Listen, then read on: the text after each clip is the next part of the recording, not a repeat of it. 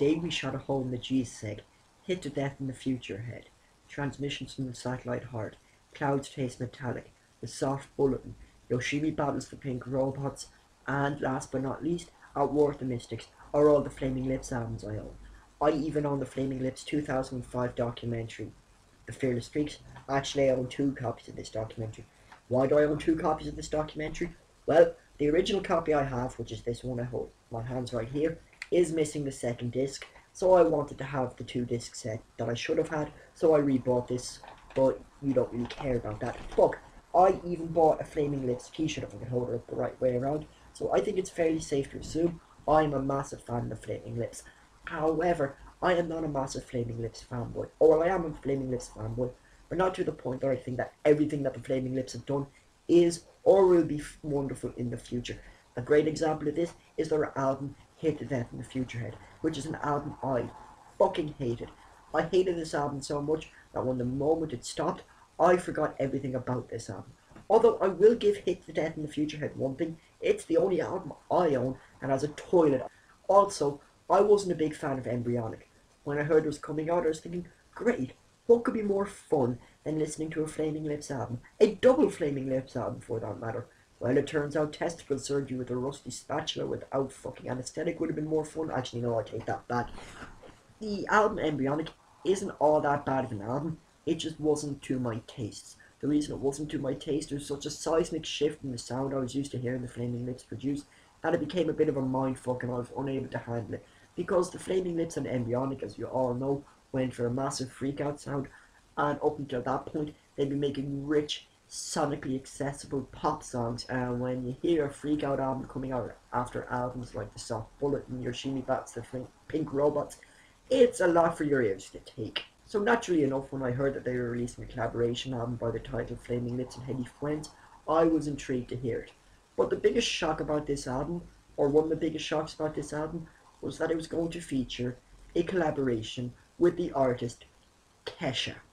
Let's talk about the music of Kesha. When I first heard this song being played, my reaction, oh god, my poor ears, they've been raped. And yet the more I heard this song, the more I slowly found myself singing along to this song. To this day, I'm convinced that this song contains a subliminal message that brainwashed me into thinking this was a good trap. Then, she released her second song, a truly god-awful mess from which nothing good came from it. I was so relieved that I hated this song upon hearing it. I despised it. I truly despised it, which is the way I should have felt about Kesha from the get-go. Was the collaboration between the Flaming Lips and Kesha?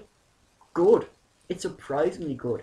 It's this weird kind of off-kilter disco jam. It's really difficult to explain, but suffice to say the Flaming Lips are the only band on this planet who could make Kesha sound legitimately cool. Another track I loved on this album was the second track, which features the lyric, "We tried to outrun them, but they have robot dogs." Now, upon hearing this lyric, I imagine people are going to react one of 2 ways. Either they are going to absolutely adore that lyric, or think it's the stupidest thing they've ever heard in a song. Personally, because I love the Flaming Lips over-the-top psychedelic space rock, I thought it was a really cool lyric. Actually, the Flaming Lips are one of the few bands working today that managed to make sci-fi space rock sound legitimately cool and not at all cheesy. Another highlight on this album is their teaming up with Nick Cave. This song reminded me a lot of We Call Upon the Author, which was on Nick Cave's last album with the Bad Seeds, which is called Dig Lazarus Dig, and it was released in 2008. On We Call Upon the Author, Nick Cave sounded genuinely perplexed when he's having a mental breakdown. Here, we find Nick Cave a few years later, who's deliriously happy to have finally gone batshit insane and has completely embraced it. However, my big reservation about Flaming Lips and Heady Fwends is the length of this album. The album is an hour and 10 minutes long. It's far too long. I appreciate the Flaming Lips thinking to themselves, well, we need to give our fans as much music as possible, because the more music we give our fans, the more they'll be happy with the output we make. Unfortunately, Flaming Lips, in a lot of cases, less is more, and less is more would have been appropriate here, because if this album was, say, 40 minutes, it would have packed much more of a punch. See, because they're going for a mindfuck in this album, the longer the mindfuck goes on, the more you have time to get used to it, and just the more boring it becomes. So yeah, this really does taper off in the second half.